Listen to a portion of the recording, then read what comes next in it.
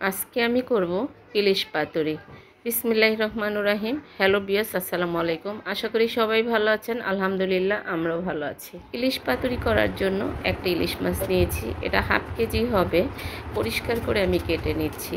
ইলিশ মাছটা আমি পুরাটাই ইলিশ পাতুরি করব।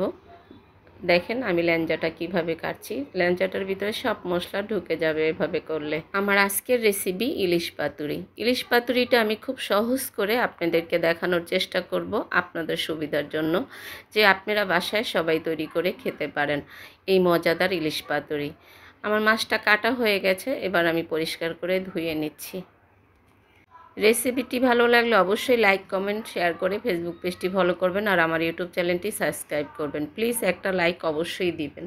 মাছটা আমার ধোয়া কমপ্লিট হয়ে গেছে। এখানে নিয়েছি লাউ পাতা 8-10টা, দিয়ে দিলাম একটা প্লেটে 5-6টা পেঁয়াজ কেটে, দিয়ে দিলাম 5-6টা কাঁচামরিচ কেটে, 2 চামচ লাল মরিচের গুঁড়া, 1 চামচ হলুদের গুঁড়া, 1 চামচ রসুন বাটা, দিয়ে দিব স্বাদ মতন লবণ।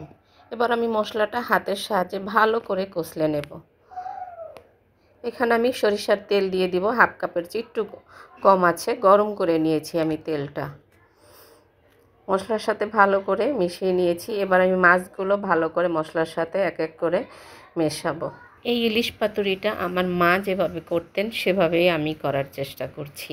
আমার মা গ্রামে গেলে বা আমার ভাবিরা এভাবে ইলিশ পাতুরি করে। এই ইলিশ পাতুরি আমাদের বরিশাল গ্রামে অনেক একটা নাম করা রেসিপি। এবার আমি লাউ পাতা ধুয়ে পরিষ্কার করে নিয়েছি। এক এক করে মাছগুলো আমি লাউ পাতার ভিতরে দিব আর পেঁচাবো। দেখেন আমি কিভাবে করছি, দেখেই বুঝে নিতে হবে। ল্যাঞ্জাটা অনেক বড়, এজন্য আমি 2টা লাউ পাতা দিয়ে দেব। 2টা লাউ পাতা দিয়ে আমি রিল সুতা দিয়ে কিভাবে পেঁচিয়ে তারপর একটা গিঠা দিয়ে দেব। একইভাবে আমি সব মাছগুলো লাউ পাতার উপরে পেঁচিয়ে এক এক করে তারপরে এভাবে সুতা দিয়ে আটকিয়ে দেব। লাউ পাতার উপরে তেল দিয়ে ব্রাশ করে দিতে হবে। আমি আবারও তেল দিয়ে ব্রাশ করে দিচ্ছি। আপনাদের সুবিধার জন্য আমি আবারও একটা করে দেখাচ্ছি। আসলে এই লাউ পাতার রেসিপিটা, ইলিশ পাতুরি আমাদের খুবই পছন্দের একটা খাবার। এখন প্রচুর ইলিশ মাছ বাজারে পাওয়া যাচ্ছে। আপনাদের রেসিপিটা যদি ভালো লাগে অবশ্যই বাসায় একবার ট্রাই করবেন। এই ইলিশ পাতুরিটা যেদিন করি সেদিন প্লেটের ভাত না, আঙুলও চেটে চুটে খেয়ে নেবে।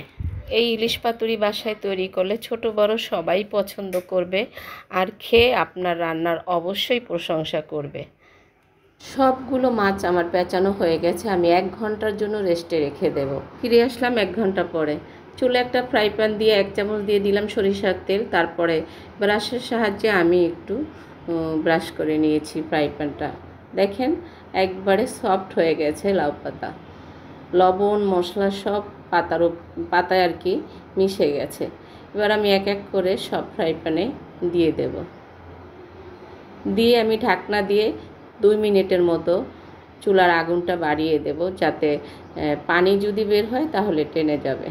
2 মিনিটের মতো চুলার আগুনটা বাড়িয়ে দিয়ে আমি চুলার আগুনটা এবার একদম কমিয়ে দিয়েছি।